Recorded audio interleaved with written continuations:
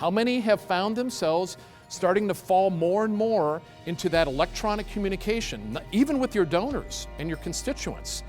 And I'm here to tell you that is never going to change, but you better be cognizant of the fact to be successful in the world that we live in, it's all about face-to-face. The message that Bob is delivering is one about teamwork and people working together for a common goal to achieve success. And Bob does have the unique ability to really connect and engage all different types of people, not just one certain type of group. And he has a way of delivering a message that shows people how to come together and work together to achieve a common goal and to be successful in whatever their endeavor is. This is the importance of this written communication. I was there about a month ago. Said, Dwight, what's going on? How you doing? And you could tell he was a little down. He says, my dad died. He died about a month ago. And he had to go, his dad lives somewhere in the East. And I said, oh man, I'm really sorry. I'm really sorry to hear that. What happened? And he got into a little of the detail. And that was it. That was the end of the conversation, okay? But I said to myself, you know what?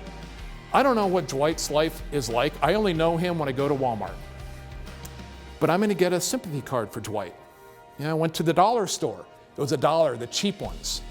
And I just wrote a simple, Dwight, I'm really sorry to hear about the passing of your dad. Don't think I'm not thinking of you, okay? And I had it in my briefcase. Next time I went, it was like 3 weeks later. Dwight was there. I said, Dwight, I've got something for you. Hand him the card. He starts crying, like that. And I'll tell you what, that's the kind of thing, that's the kind of relationship you can build with people by communicating above and beyond the normal means of communication. I've seen him give keynote addresses where people had tears in their eyes because of a story he may have told, or you know, he can have them laughing. He can also have them very engaged on a very serious topic and walk out of the room ready to do anything. The gold is structured rules.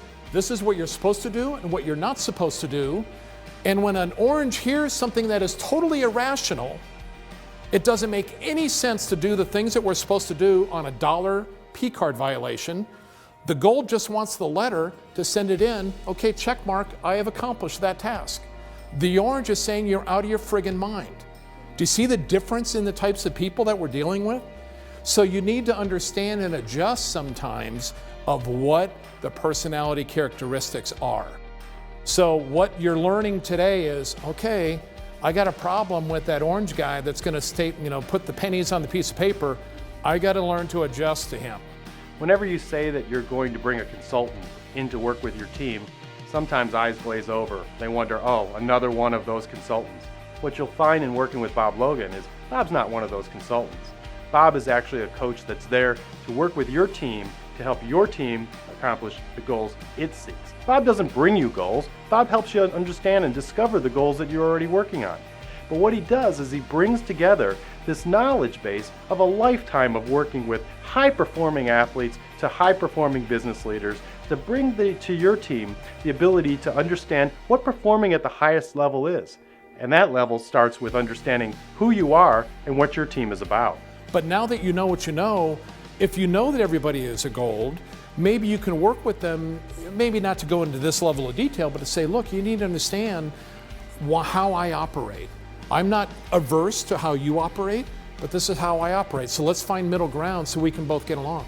At the end of the sessions that I've attended where Bob was the presenter, I came away with an awareness that maybe if your company's a little flat in their sales and their growth and their team motivation and their sort of the employee excitement of coming to work every day, you feel like there's a renewed level of energy after you've left the presentation.